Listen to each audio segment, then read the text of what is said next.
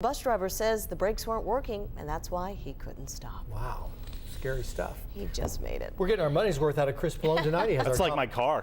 Yeah, my car's brakes don't work. Remind me not to get in front of your car on the way home. Stay off tonight? at 280. Yeah, football, Mainly lots of football. This is the best time of year. It really is. Big weekend coming up. A couple of big games coming up. You know, they call it the third Saturday in October. It's really the fourth, but we'll keep it the third. But who's counting? Just because of the calendar. You know, it's a busy week for the local pigskin crews.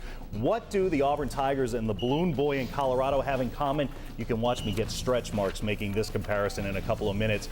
And this speedy guy is generating so much buzz, Starbucks is looking to bottle him. I'll tell you what award the experts say he might be taking home at the end of the season. Sports is next.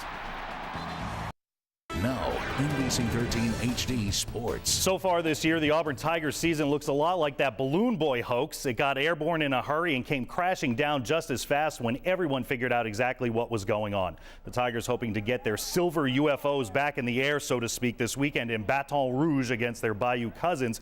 After rolling up offense like they were playing Madden on rookie, Chris Todd and company are suddenly struggling. Auburn's looking for consistency and answers in this week's edition of Chiswick's Comments. You can't, but we just got to get back on track. Game time 6:30, ESPN2. I'll be there in Baton Rouge. Go to auburnchannel.com for continuous coverage of the Tigers 24 hours a day.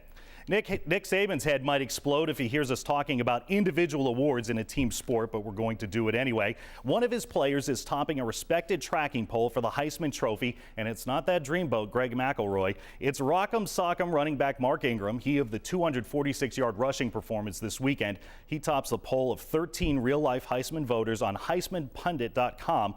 Florida's Tim Tebow is number 2. Notre Dame quarterback Jimmy Clausen is number 3. Bama's never had a Heisman winner. They're too busy with all the national championship stuff. The Crimson Tide spent 2 hours practicing today in full pads, getting ready for Saturday's rivalry game with Coach Lane Kiffin, his mouth, and his Tennessee Volunteers. The Vols have one of the best defenders in the country, interception machine Eric Berry. The Tide is 7-0, number 1 in the country. Game time 2:30 on some other network. BamaChannel.com is your home for continuous coverage of the Tide 24 hours a day. You like the motorsports, do you?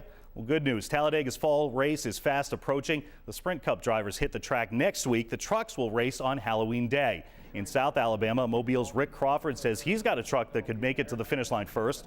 Could also make it last. But Crawford was in the Port City today talking about all the changes at Dega, like new fences and restrictor plate adjustments. We want to thank them. See you. Qualifying for the NASCAR Sprint Cup Series is Halloween Day at 11:15 in the morning, so get your candy corn ready. And, of course, one more thing, ALCS tonight, your Yankees running away with it, 7-1 heading into the 9th.